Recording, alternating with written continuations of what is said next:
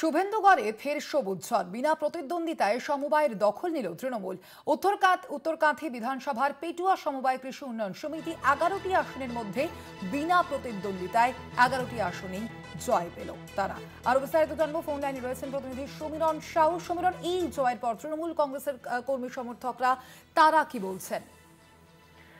দেখো, এই জয় তৃণমূল কংগ্রেস কর্মীদের কাছে যথেষ্ট উচ্ছ্বাসিত হওয়ার কারণ এই সমবায় সমিতির যখন ডাইরেক্টর নির্বাচন হয়, সেই ডাইরেক্টর নির্বাচনের ক্ষেত্রে দেখা যায় যে 11টি আসন রয়েছে এবং 11টি আসনের ক্ষেত্রে 11টি আসনে বিনা প্রতিদ্বন্দ্বিতায় জয়লাভ করেছে তৃণমূল কংগ্রেস।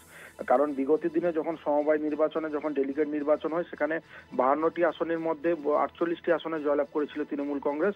অপরদিকে বাকি 4টি আসনে জয়লাভ করেছিল বিজেপি এবং সিপিএম। তো সেক্ষেত্রে যেমন বিজেপির একটা ভরাডুবি হয়েছিল, সেক্ষেত্রে এবার দেখা গেল যে বিজেপি একদম সেখানে কোনো প্রতিদ্বন্দ্বিতাই করলো না, সরাসরি শাসক দল তৃণমূল কংগ্রেসের কাছে হার স্বীকার করে নিল। কি কারণে প্রতিদ্বন্দ্বিতা করলো না বিজেপি?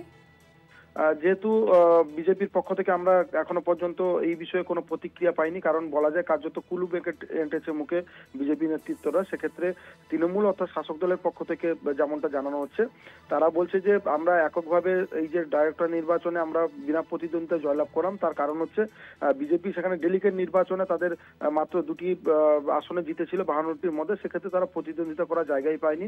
অর্থাৎ কার্যত এই এলাকায় দেশপ্রাণ ব্লকের যে এলাকা, সেই এলাকায় সেখানে বিজেপি শূন্য বলতেই পারে তারা, এবং তারা আশাবাদী যে আগামী দিনে যে নির্বাচন রয়েছে 26-এর, সেখানে উত্তরকান্তি বিধানসভার এই সমস্ত এলাকাগুলিতে বিপুলভাবে তৃণমূলের সমর্থনে ভোট আসবে এবং তারা জয়যুক্ত হবে। সেক্ষেত্রে তারা কিন্তু উচ্ছ্বাসিত এবং তাদের যে সমস্ত কর্মী রয়েছে তাদেরকে সবাইকে শুভেচ্ছা জানিয়েছে দেশপ্রাণ ব্লক তৃণমূল কংগ্রেসের সভাপতি লালু ভূঁইয়া। তিনি জানিয়েছেন যে এই জয় শুধু আমাদের জয় নয়, এটা সাধারণ মানুষের জয় এবং মামাটি মানুষের সরকার মমতা বন্দ্যোপাধ্যায়ের উন্নয়নের জয়। এমনটাই কিন্তু দেবাশিস ভূঁইয়া অর্থাৎ তৃণমূল নেতৃত্ব লালু জানিয়েছে।